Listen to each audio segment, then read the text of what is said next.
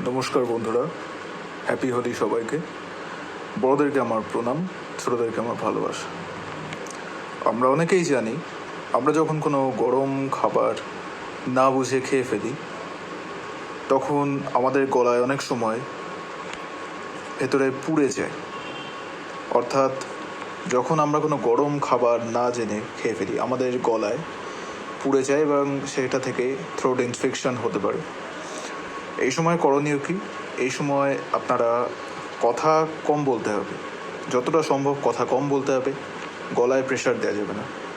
আর সবসময় ঠান্ডা খাবার খেতে হবে, ঠান্ডা জল খেতে হবে, আইসক্রিম খাওয়ার চেষ্টা করবেন, এতে অনেকটা গলা রিলিফ পাবে।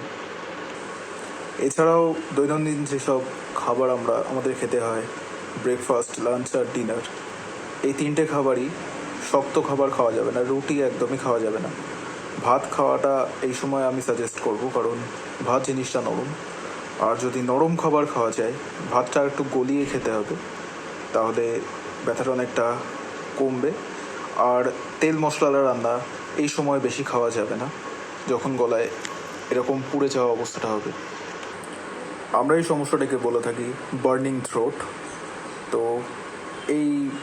যদি আপনার এই সমস্যাটা হয়ে থাকে, গলা পুড়ে গিয়ে থাকে, তাহলে এই স্টেপগুলো ফলো করুন।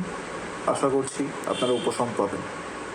এছাড়াও যদি আপনারা উপশম না পান, তাহলে আপনারা কোনো ডক্টর বা ফিজিশিয়ানের কাছে যোগাযোগ করতে পারেন। ধন্যবাদ।